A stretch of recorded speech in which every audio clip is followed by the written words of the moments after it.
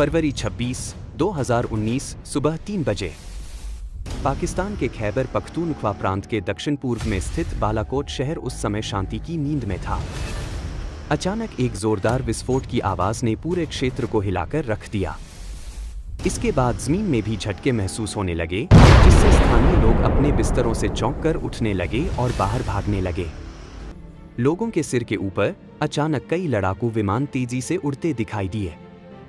इस दृश्य ने स्थानीय निवासियों में आशंका बढ़ा दी कि बालाकोट में कुछ गंभीर हो रहा है। कुछ ही मिनटों में सैन्य एम्बुलेंस और अन्य वाहनों का एक काफिला बालाकोट के पास स्थित जाब हिल टॉप की ओर तेजी से बढ़ने लगा, जिससे उनकी चिंता और बढ़ गई। लेकिन उस समय आम लोगों को यह नहीं पता था कि वास्तव में क्या हो रहा है। कुछ घंटों बाद जब अंतर्राष्ट्रीय मीडिया ने इस घटना की खबर दी, तब लोगों को पता चला कि यह भारतीय वायुसेना द्वारा बालाकोट में की गई कार्रवाई थी। यह कार्रवाई कश्मीर के पुलवामा में जैश आतंकवादियों द्वारा किए गए एक घातक हमले का जवाब था। इसे ऑपरेशन बंदर नाम दिया गया और इसे भारतीय वायुसेना के इतिहास में सबसे जटिल हमलों में से एक माना जाता है। इस नए वीडियो में इस सैन्य कार्रवाई और इसके पीछे की अन्य जानकारियों पर चर्चा की जाएगी। 14 फरवरी 2019 को कश्मीर के पुलवामा में जम्मू ट्रांजिट कैंप से श्रीनगर बेस कैंप के लिए पुनर्विन्यास के लिए जा रहे केंद्रीय रिजर्व पुलिस बल (CRPF) के जवानों के एक काफिले पर एक बड़ा आत्मघाती हमला किया गया। यह हमला पाकिस्तान स्थित आतंकी संगठन जैश-ए-मोहम्मद ने किया, जिसने पूरे भारत को हिलाकर रख दिया। इस दुखद घटना में कम से कम 40 बहादुर जवानों ने वीरगति प्राप्त की। जम्मू श्रीनगर राष्ट्रीय राजमार्ग पर लगभग 45 बसों के साथ करीब 2500 सैनिकों का एक काफिला जा रहा था। इसी बीच जैश के एक आतंकवादी आदिल अहमद डार ने एक मिनी वैन में RDX भरकर काफिले में टक्कर मारकर इस घातक हमले को अंजाम दिया। यह हमला स्वतंत्र भारत के इतिहास में सेना पर हुआ सबसे बड़ा आतंकवादी हमला माना गया। इस घटना ने पूरे देश में दुख और आक्रोश का माहौल पैदा किया।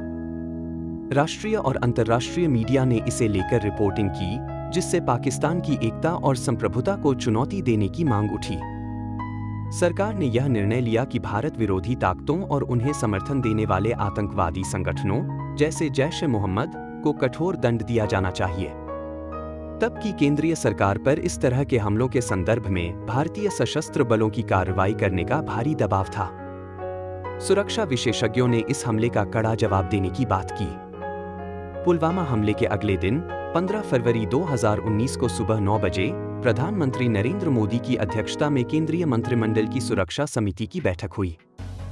इस बैठक में वरिष्ठ मंत्रियों, राष्ट्रीय सुरक्षा सलाहकार और सेना, नौसेना, वायुसेना और अर्धसैनिक बलों के प्रमुख शामिल हुए।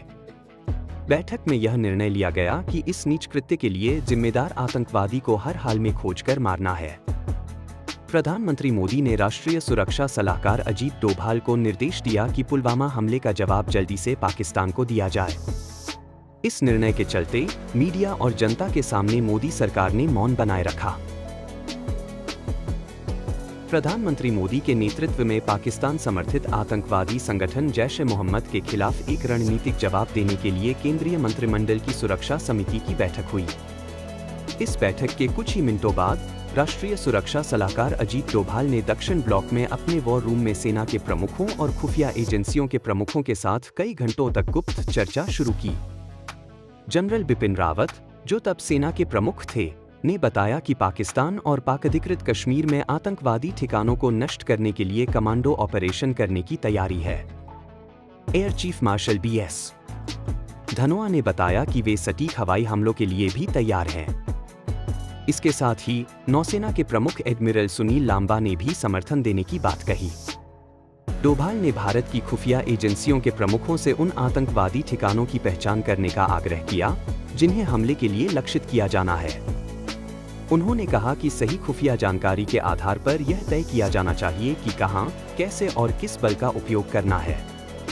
उन्होंने कहा कि पाकिस्तान में आतंकवादी ठिकानों के पूर्ण विवरण जुटाने के लिए कम से कम 8 दिन का समय लगेगा।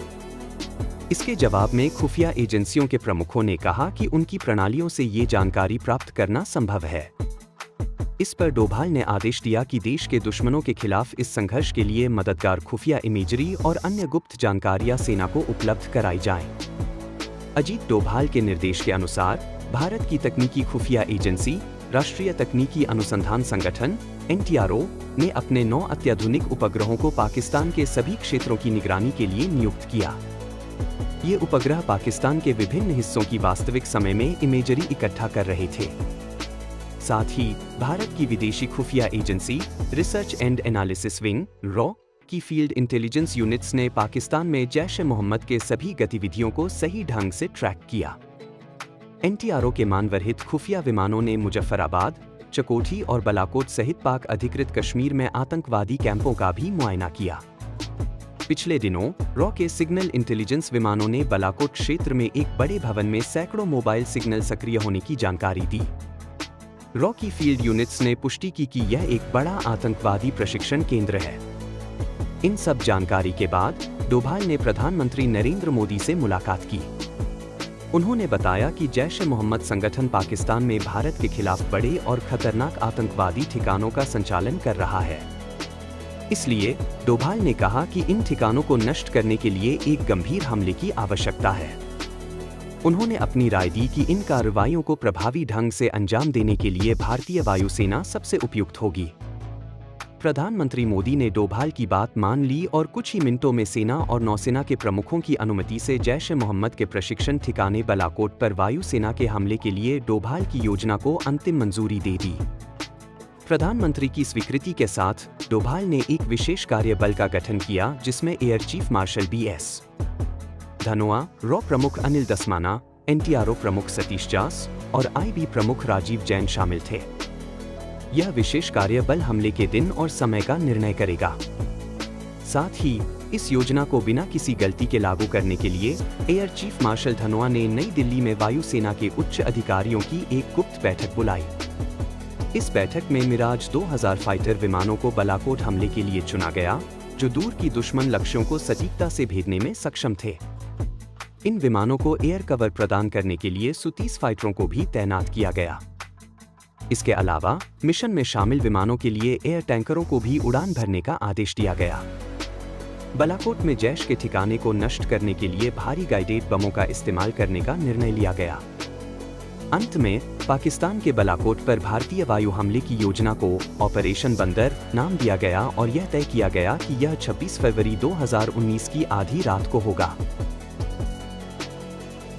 पूर्व निर्धारित कार्यक्रम के अनुसार 26 फरवरी को आधी रात ठीक 1:15 बजे मध्य प्रदेश के ग्वालियर एयरबेस से भारतीय वायुसेना के 20 मिराज 2000 विमानों ने भारी हथियारों के साथ उत्तर प्रदेश के बरेली की ओर उड़ान भरी। इस स्क्वाड्रन में 6 मिराज ऐसे थे जो इजराइल निर्मित स्पाइस 2000 ग्लाइड बमों का भारी भंडार लेकर उड़ान भर रहे थे। मिनटों के भीतर ये विमान बरेली के आसमान में पहुंच गए। आगरा के 9-78 स्क्वाड्रन से 2 Il-78 एरियल रिफ्यूलर्स ने उनका पीछा किया। इसके बाद जम्मू कश्मीर की ओर बढ़ते हुए इस समूह के आधे मिराज को रास्ते में ईंधन भरा गया, जबकि Il-78 टैंकर दिल्ली के आकाश में चक्कर लगाते रहे। इसी समय नंबर 50 स्क्वाड्रन से एक बेरीव AYX फाल्कन विमान आगरा से और उसी स्क्वाड्रन का एक अन्य AYX विमान भटिंडा एयरबेस से उड़ान भर रहा था। इन विमानों का उद्देश्य था शत्रु की गतिविधियों से बेखौफ सुरक्षित रास्ता तैयार करना। 2 बजे पंजीबाब के पश्चिमी हिस्से में भारत-पाक अंतर्राष्ट्रीय सीमा के करीब हवाई सुरक्षा स्थापित की गई। दोनों विमानों के बीच लगभग 10 किलोमीटर का अंतर था और दोनों AYX ने पाकिस्तान के युद्ध विमानों की सभी गतिविधियों पर नजर रखी। जब सब कुछ बिना रुकावट के चल रहा था, तब 2:20 बजे पंजाब के हलवारा एयरबेस और हरियाणा के सिरसा एयरबेस से 6 सुखोई 30 भारी लड़ाकू विमानों को मिराज विमानों को हवाई कवर देने के लिए तैनात किया गया।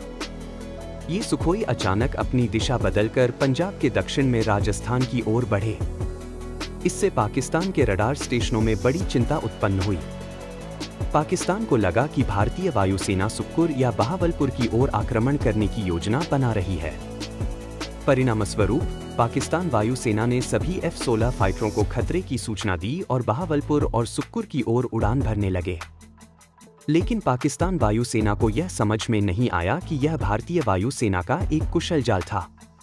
सभी सुखोई विमान जो अंतर्राष्ट्रीय सीमा के ऊपर उड़ान भर रहे थे, ने अचानक अपनी यात्रा को बदलते हुए हलवारा एयरबेस की ओर बढ़ने का निर्णय लिया।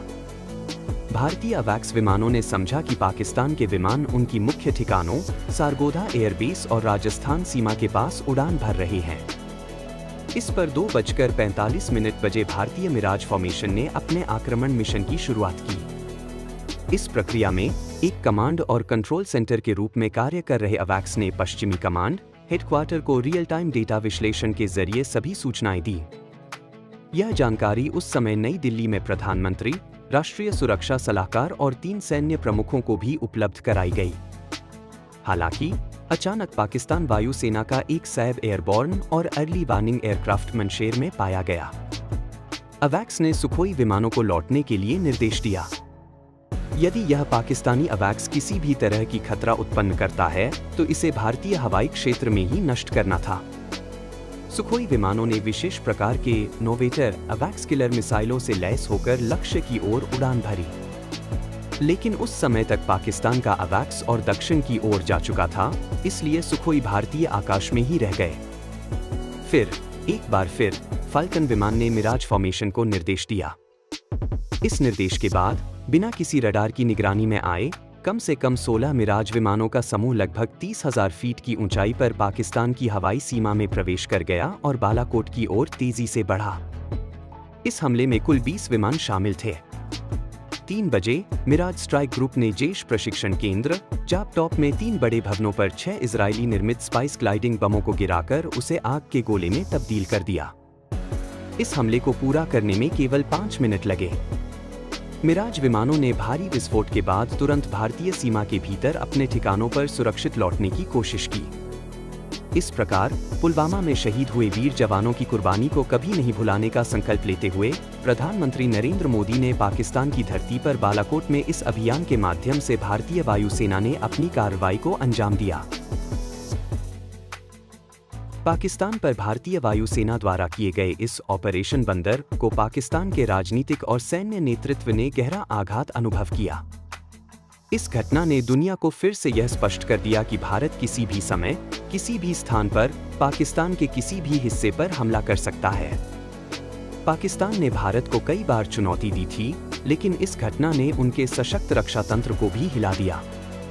इसी कारण 27 फरवरी 2019 को पाकिस्तान ने भारतीय क्षेत्र में अपने F-16 विमानों से प्रत्यक्ष हमला किया, लेकिन भारतीय वायु रक्षा के कारण उन्हें भारी नुकसान उठाना पड़ा। इस हमले में उनके 2 F-16 विमान भारत के हाथों मार गिराए गए। हालांकि इस कार्रवाई के दौरान एक भारतीय MiG-21 विमान गलती से नियंत्रण रेखा पार कर गया और पाकिस्तान ने उसे नष्ट कर दिया। इस विमान के पायलट अभिनंदन वर्धमान को गिरफ्तार कर लिया गया, जिससे नई दिल्ली में निराशा का माहौल बना। लेकिन प्रधानमंत्री मोदी के द्वारा इस्लामाबाद को दी गई कड़ी चेतावनी के बाद पाकिस्तान को मजबूरन अभिनंदन को बिना किसी शर्त रिहा करना पड़ा, जो भारत की शक्ति की एक बड़ी मान्यता थी। हालांकि पाकिस्तान ने अपने बचाव में तर्क प्रस्तुत किए और यह दावा किया कि भारत का बालाकोट में हमला एक संपूर्ण विफलता थी। लेकिन भारत ने ठोस तर्कों के जरिए पाकिस्तान के आरोपों का खंडन किया। इसके अलावा पाकिस्तान की तरफ से वर्षों से चल रही परमाणु ब्लैकमेलिंग की रणनीतियों को भी भारत ने बालाकोट के हवाई हमले के जरिए नष्ट कर दिया। इससे दक्षिण एशिया में उस समय तक बने शक्ति संतुलन में बदलाव आया। संक्षेप में, जैश-ए-मोहम्मद के आतंकवादियों और उन्हें समर्थन देने वाले पाकिस्तान को भारत ने जो जबरदस्त जवाब दिया, वह न्यू दिल्ली द्वारा अपनाए गए नीतियों में एक बड़ा बदलाव है। इस घटना ने दुनिया को यह दिखाया कि भारत किसी भी देश के खिलाफ उठाए गए हर कदम पर तेजी से सैन्य प्रतिक्रिया करेगा। भारत के राजनीतिक, सैन्य और खुफिया नेतृत्व ने इस कदम के पीछे एक महत्वपूर्ण संदेश दिया। परिणामस्वरूप एक अधिक आक्रामक भारत को वैश्विक मंच पर प्रस्तुत करने का यह एक अवसर बन गया। यह भारतीय सेना की क्षमता के मूल्यांकन को आने वाले वर्षों में पूरी तरह से अप्रासंगिक बना सकता है, जो कि प्रशंसा की बात है। जय हिंद।